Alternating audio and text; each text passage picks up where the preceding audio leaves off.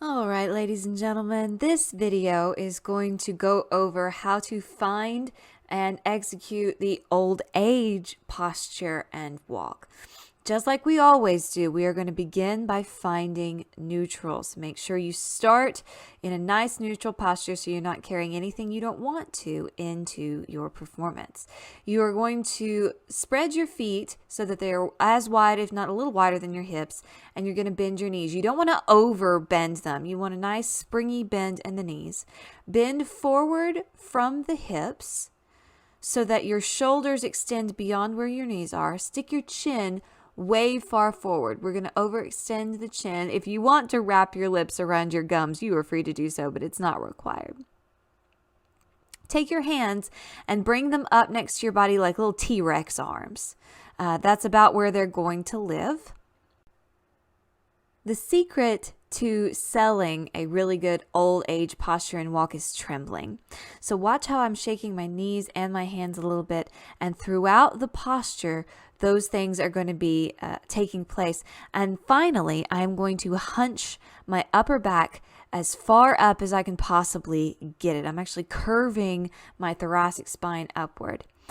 In old age, we are going to take very small steps, and each of those steps is going to be very slow and trembly. Let's take a look at old age from the side now, shall we? So starting from neutral, I'm going to step out wider than my hips, or just as wide as my hips. I'm going to bend the knees. We don't want to bend too far down. That's not going to do us any good at all. You're going to fall over like I did there. So you're going to put a nice springy bend in the knees. Going to bend forward from the hips.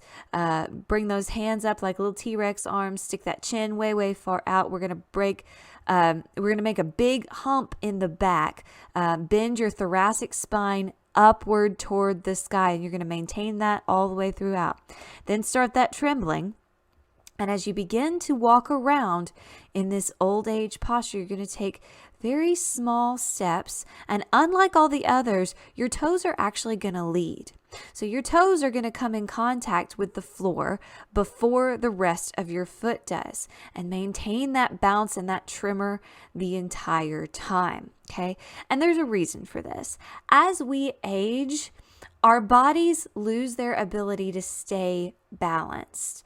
And so you hear this joke all the time that old people are afraid of falling and breaking a hip.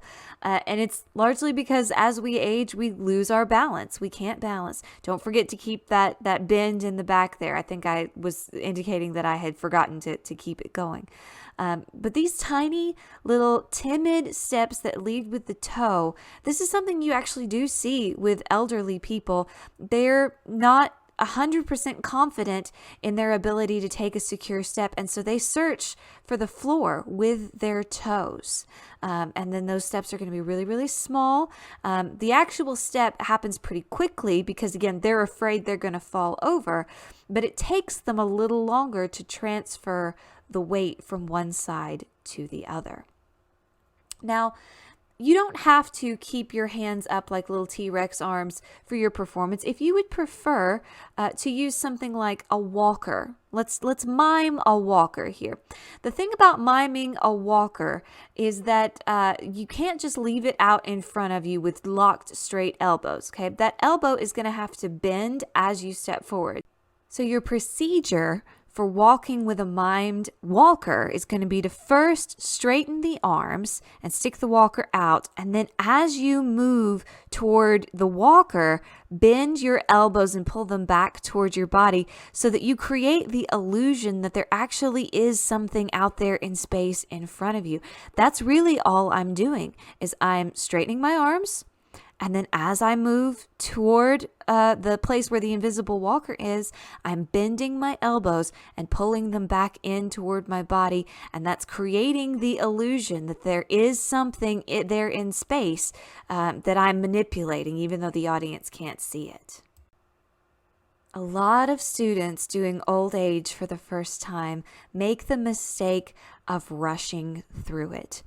Old age takes the longest of any of the 6 postures and walks that we've learned to perform if you're going to do it right, because old people don't move very quickly. Again, not because they couldn't, but because they are afraid of falling and hurting themselves. So I'm taking my sweet time getting back to my starting position. And then I believe I'm going to rotate here for you and show you this from the front. Am I? I don't think so. Maybe I'm not.